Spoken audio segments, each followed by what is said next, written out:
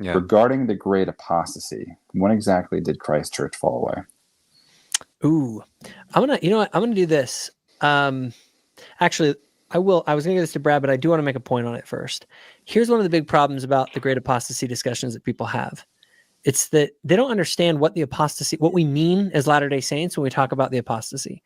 I'm going to have a conversation with Trent Horn before a debate, and that's one of the items I want to bring up. I want to say, look, the apostasy doesn't mean that all of these Christians were like these demons from hell all of a sudden, and every good person was lost from the earth until Joseph Smith showed up.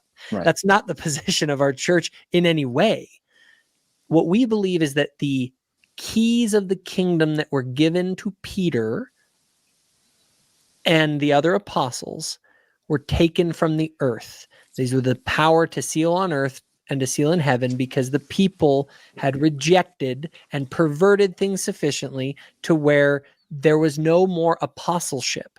So when did the apostasy begin? So far as I'm concerned, and as I define apostasy as the removal of the highest level of sealing keys on earth, that happened with the death of the last apostle that held those keys, right? Mm-hmm. So I don't know exactly when that was, but could be as early as the death of the original 12. It could be as late as maybe St. Nicholas.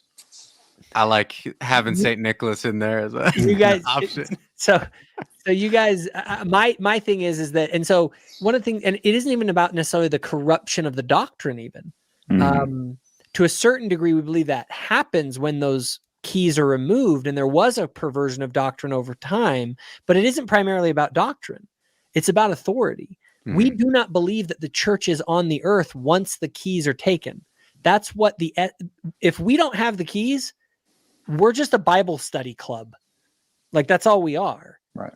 We're a church because we have this special authority from God to effectuate covenants between him and the people through his priesthood power. And so it's that authority to act in God's name that was lost, more than just truth in general, right? And because specifically, the authority to effectuate those covenants, because people do have authority to like pray and to like, to do good works, right? And even to work miracles. You see plenty of miracles through the beginning, through Christ's time, all the way to Joseph Smith, right? These are things that can happen and will happen.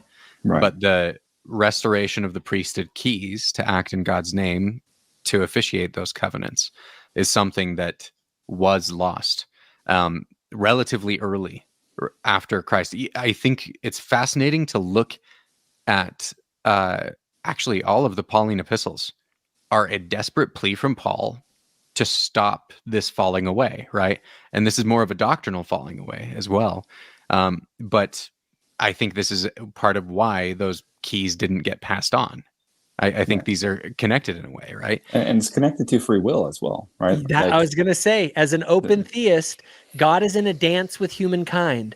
He is trying to get us to do things, and the people didn't take to those keys, and so God took them as far as he could take them. And I believe that the great, wonderful Christian traditions that arose was the people doing what they could with the light that God was trying to give them. And God's working with that light. Absolutely. They're Christians. Yes. Absolutely. Yeah. Okay. And that's what I don't think people understand when you start talking about this. Like, it's like, Christianity kind of evaporated from the earth. No. There's real Christians working with revelation and doing the best they can to real saints. Exactly. I think when I look at Christian history, those people they're the reason that I'm a Christian. Yeah. I believe the entire Christian tradition shows that Christianity is true because of the demonstrable fruits that came from the great Christian movement. I just believe when I look at that Christianity, something is missing. And you even see this in the early church history when you have missionaries from the Church of Jesus Christ of Latter-day Saints going into England, and they begin to teach people who are like, this is it. we've been waiting for this. We've been waiting for this restoration, because they recognized that a reformation was not enough to bring back what is lost. I find this fascinating in talking with people in Reformed Christianity, where I'm like, look at what we're really offering and what we really are bringing to you. This is not something that's just some out there thing. This is the restoration of the actual authority to act in God's name, because you recognize something went wrong along the way, right? Right. Yeah, and even Protestants will recognize something went wrong. But what's interesting is, like, here's another evidence for Joseph Smith is he's actually making arguments that Roman Catholics and Eastern Orthodox make about the priesthood.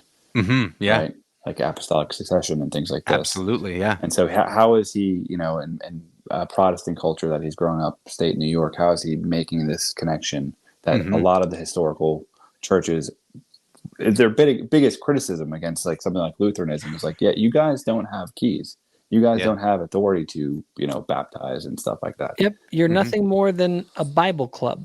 If I go out and start a Bible club today and we all believe in Jesus, there's sort of within Protestant Christianity, that was a new thing. The idea has always been from the beginning of Christianity was the idea of certain people had certain authority, and those were the people who were baptizing and administering the communion and the other things within the church. The church was built on an authority structure.